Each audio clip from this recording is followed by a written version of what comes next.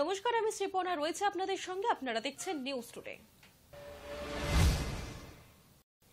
জলপাইগুড়িতে ঘূর্ণিঝড়ে লন্ডভন্ড সেখানকার এলাকা, তড়িঘড়ি এলাকা পরিদর্শনে মুখ্যমন্ত্রী। দুর্গতদের পাশে থাকার আশ্বাস দিয়েছেন তিনি। ঘূর্ণিঝড়ে লন্ডভন্ড জলপাইগুড়ি বিস্তীর্ণ এলাকা। মুহূর্তের ঝড়ে কার্যত সবকিছুই শেষ। 5 জনের মৃত্যু হয়েছে বলে জানা গিয়েছে। বহু গাছ উপড়ে পড়েছে, ক্ষতিগ্রস্ত হয়েছে একাধিক বাড়ি। দিশেহারা পরিস্থিতি জলপাইগুড়ির ময়নাগুড়ি বিস্তীর্ণ এলাকার। দ্রুত পদক্ষেপের নির্দেশ দিয়েছেন মুখ্যমন্ত্রী মমতা বন্দ্যোপাধ্যায়। প্রশাসনিক সূত্রে খবর, রবিবার বিকেলের ঝড়ে ক্ষতিগ্রস্ত হয়েছে জলপাইগুড়ি শহর, ধূপগুড়ি, ময়নাগুড়ি। উত্তরবঙ্গে আগামী 2-3 দিন বজ্রবিদ্যুৎ সহ বৃষ্টি হবে বলে পূর্বাভাস আগেই দিয়েছিল আবহাওয়া দফতর। সেই মতো উত্তরবঙ্গের একাধিক জেলায় রবিবার বৃষ্টি হয়। বিকেল নাগাদ জলপাইগুড়ি জেলার একাধিক জায়গায় শুরু হয় ঝড়। কিছুক্ষণের মধ্যেই ঝড়ে লন্ডভন্ড হয়ে যায় বিস্তীর্ণ এলাকা। কোচবিহার এবং আলিপুরের কিছু এলাকাও ক্ষতিগ্রস্ত হয়েছে ঝড়ে। আর দুর্যোগের খবর পেয়ে রাতেই জলপাইগুড়িতে ছুটে যান রাজ্যের মুখ্যমন্ত্রী মমতা বন্দ্যোপাধ্যায়। দেখা করেন নিহতের পরিবারের সঙ্গে। তিনি বলেন, ক্ষতি কোচবিহারেও হয়েছে, আলিপুরদুয়ারেও হয়েছে, কিন্তু জলপাইগুড়ির ক্ষতিটা হলেও 5 জন মারা গিয়েছেন। রাজ্য সরকার সম্পূর্ণ পাশে আছে। আমরা এখন ডাইরেক্ট জলপাইগুড়ি সদরে যাব, কারণ আমি দেখলাম যে ভয়াবহ ঝড়টা এসেছিল খুব ক্ষণিকের জন্য। ক্ষতি কুচবিহারেও হয়েছে, আলিপুরদুয়ারেও হয়েছে, কিন্তু জলপাইগুড়ির ক্ষতিটা 5 জন মারা গেছে। একটি বাচ্চাকে নিয়ে আসা হচ্ছে রাত্রে নেউটিয়া হসপিটালে, আর একজনকে নর্থ বেঙ্গল মেডিকেল কলেজে শিফট করা হচ্ছে। ওটা অভিষেক কাল আসবে, বিকালে দেখে নেবে। আমি এখন জলপাইগুড়ি সদরে যাচ্ছি। রাজ্য সরকার কতটা পাশে থাকবে? সম্পূর্ণ পাশে আছে।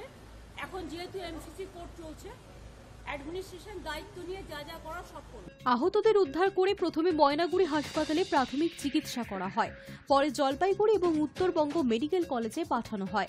বিপর্যস্ত এলাকা রবিবার গভীর রাত পর্যন্ত সরেজমিনে পর্যবেক্ষণ করেছিলেন মুখ্যমন্ত্রী মমতা বন্দ্যোপাধ্যায়। সোমবার সকালে ক্ষতিগ্রস্ত এলাকা পরিদর্শন করেছেন রাজ্যপাল সিবি আনন্দ বোসও। ঘটনায় শোক প্রকাশ করেছেন প্রধানমন্ত্রীও। বিজেপি নেতা কর্মীদের বিপর্যয় বিধ্বস্তদের পাশে দাঁড়ানোর আর্জি জানিয়েছেন তিনি।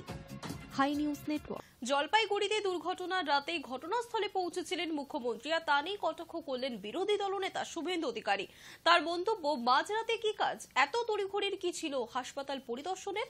মৃতদের পরিবারের সঙ্গে তো সকালেও দেখা করা যেত। সবই ভোটের জন্য। देखिए, जो काम इनिशियली किया एनडीआरएफ ने किया, बाकी काम धीरे धीरे हो रहा है। फोटो सेशन ज्यादा हो रहा है। रेस्क्यू, रिहैब और जो रिलीफ देने का काम वो ठीक नहीं हो रहा है। ज्यादा फोटो सेशन और भाषण हो रहा है। और क्या मिडनाइट में क्या काम है?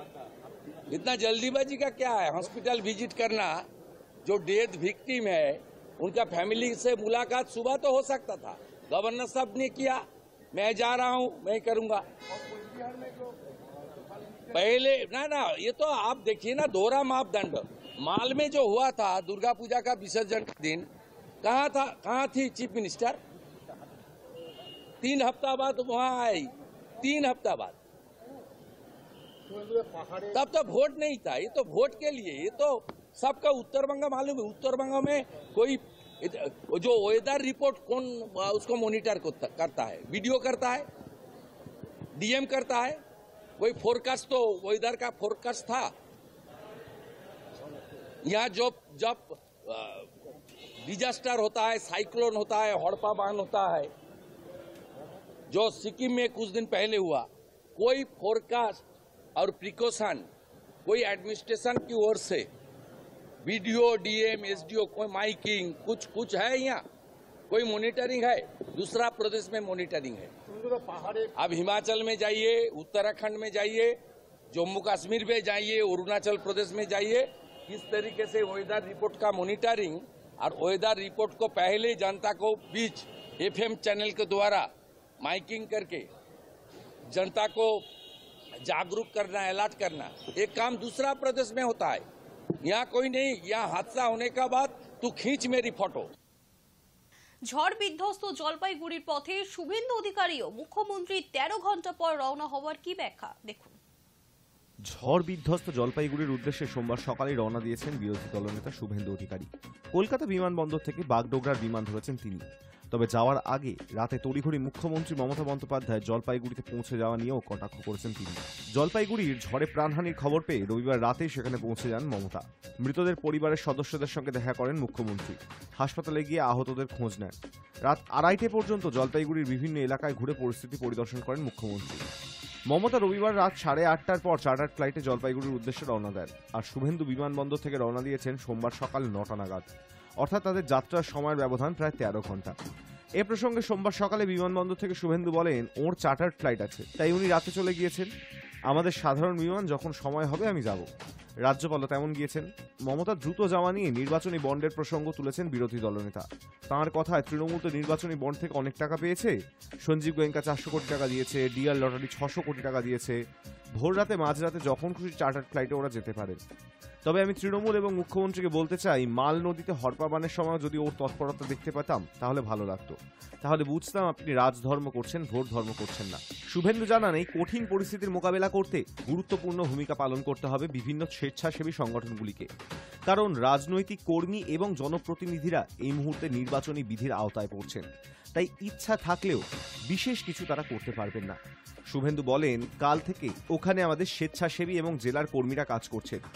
নির্বাচনী বিধি মাথায় রেখেই আমাদের পক্ষ থেকে সাধ্যমতো কাজ করা হচ্ছে। প্রধানমন্ত্রীর দপ্তর দ্রুততার সঙ্গে হস্তক্ষেপ করেছে। জাতীয় বিপর্যয় মোকাবিলা বাহিনী উদ্ধারের পাশাপাশি ত্রাণ কাজও চালিয়েছে। জলপাইগুড়িতে প্রায় 800 বাড়ি ধ্বংস হয়ে গিয়েছে। বাড়িগুলি টিন দিয়ে তৈরি ছিল। এই সময় সরকারের উচিত মানুষের পাশে দাঁড়ানো, কারণ বিপর্যয়ের ক্ষেত্রে সরকার আদর্শ আচরণ বিধির আওতায় পড়ে না। রামকৃষ্ণ মঠ ও মিশন, ভারত সেবাশ্রম সংঘ, রেড ক্রসের মতন স্বেচ্ছাসেবী সংস্থাও জলপাইগুড়িতে কাজ করছে। তাদের আরও বেশি করে দায়িত্ব নিতে হবে। আমরা রাজনৈতিক কর্মী বা জনপ্রতিনিধিরা নির্বাচনী বিধির কারণে বেশি কিছু করতে পারবো না। ইচ্ছা থাকলেও আমাদের উপায় নেই, কেবল পাশে থাকতে পারি। তাই সংগঠনগুলিকে দায়িত্ব নিতে হবে। আশা করব অন্য রাজনৈতিক দল এবং প্রশাসন রাজনীতি দূরে রেখে কাজ করবে। ওনার চার্টার ফ্লাইট আছে, উনি যেতে পারেন। আমাদের কমার্শিয়াল ফ্লাইট যখন টাইম হবে, গভর্নরও গেছেন, আমরাও যাচ্ছি, অন্যরাও গেছেন। ওনার চার্টার ফ্লাইট আছে তাই গেছেন, কারণ তৃণমূলের ইলেকটোরাল বন্ডে অনেক টাকা। সঞ্জীব গোয়েঙ্কা 400 কোটি টাকা দিয়েছে, ডিআর লটারি 600 কোটি টাকা দিয়েছে। অর্থাৎ একটা কেন 5টা চার্টার ফ্লাইটে মাঝরাত্রে, ভোরে, সকালে, রাত্রে সব যেতে পারে। কিন্তু আমি তৃণমূলকে বলবো, মুখ্যমন্ত্রীকেও বলবো, মালের সময় যদি আপনার এই তৎপরতাটা দেখতাম ভালো লাগতো। তাহলে বুঝতাম আপনি রাজধর্ম করছেন, ভোট ধর্ম করছেন না। শুভেন্দুর মন্তব্য প্রসঙ্গে তৃণমূল নেতা শান্তনু সেন বলেন, কে চার্টার্ড ফ্লাইটের কথা বলছেন? কারা চার্টার্ড ফ্লাইটে নেতাদের দিল্লিতে নিয়ে গিয়ে যোগদান করালো? আর শুভেন্দু নির্বাচনী বন্ডের কথা বলছেন কিভাবে? দেশের অর্থমন্ত্রী নির্মলা সীতারামনের স্বামী তো কিছুদিন আগে বলেছেন পৃথিবীর সবচেয়ে বড় দুর্নীতি নির্বাচনী bond. Hi news network. Jalpaiguri উদ্দেশ্যে সোমবার ভোরেই রওনা হয়ে গিয়েছিলেন রাজ্যপাল সিভি আনন্দ বোস। ভোর 6টা নাগাদ কলকাতা বিমানবন্দর থেকে বাগডোগরার পথে রওনা দিয়েছিলেন তিনি। সকাল 8:30 নাগাদ পৌঁছন বাগডোগরায়। কলকাতা বিমানবন্দর থেকে জলপাইগুড়ির ঘটনায় শোক প্রকাশ করেছেন রাজ্যপাল। যারা এই প্রাকৃতিক বিপর্যয়ে প্রাণ হারিয়েছেন তাদের পরিবারের প্রতি তিনি সমবেদনা জানিয়েছেন। বাগডোগরায় পৌঁছে রাজ্যপাল জানান, আমি নিজে পরিস্থিতির তদারকি করব, মানুষের সঙ্গে কথা বলবো, যা যা করা সম্ভব সবকিছুই করব। জাতীয় বিপর্যয় মোকাবিলা দফতর এবং সংশ্লিষ্ট অন্যান্য দফতরের সঙ্গেও আমি কথা বলবো।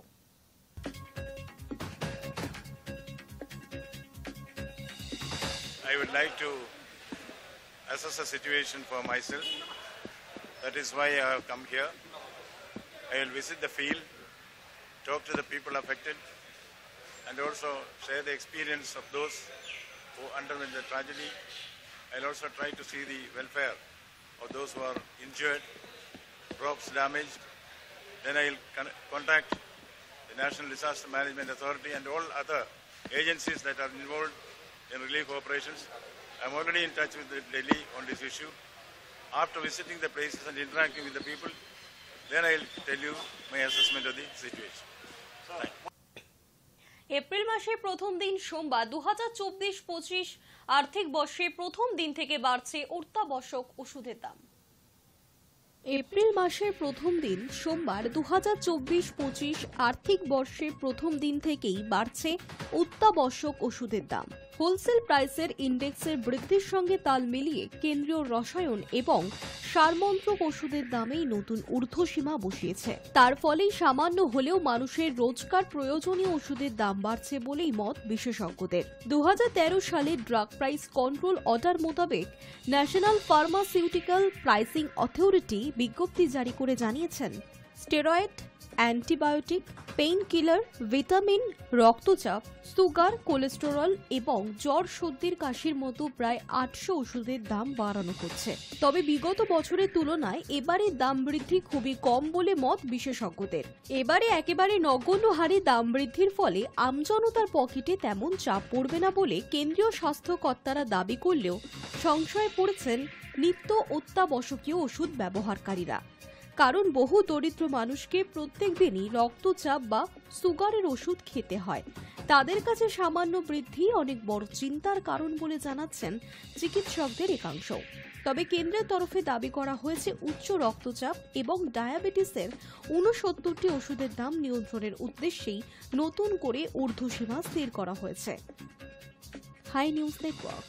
2024-25 আর্থিক বর্ষে প্রথম দিন থেকে বাড়ছে ওষুধের দাম, আর সেই পরিপ্রেক্ষিতে অধীর চৌধুরীর বক্তব্য, ওষুধ কোম্পানি নির্বাচনী বন্ডে চাঁদা দিয়েছে, তা না হলে দাম বাড়ানোর সুযোগ দেবে কেন? ভারতবর্ষের এই যে সরকার, এই সরকারের আমলে ভারতবর্ষের দারিদ্রতা বাড়ছে, গরিবি বাড়ছে, অভাব বাড়ছে, অনটন বাড়ছে। ভারতবর্ষের সরকারের বড় বড় দাবি আছে, আমরা এই করেছি তাই করেছি, কিন্তু আজ পৃথিবীতে 127টা দেশের মধ্যে ক্ষুধার তালিকায় আমাদের স্থান 111 নম্বরে। মাথা পিছু মানুষের রোজগার কমে যাচ্ছে কোন জায়গায়, বাংলাদেশও আমাদের থেকে এগিয়ে আজকে মাথা পিছু রোজগারে। এই সরকার সে মানুষের কাছে ট্যাক্স আদায় করা, দাম বাড়ানো, যেমন ধরুন পেট্রোল, ডিজেল, রান্নার গ্যাস, ওষুধের দাম, প্রত্যেকটা জিনিসের দাম আজকে ভারতবর্ষের এই সরকার আমলে বেড়ে চলেছে।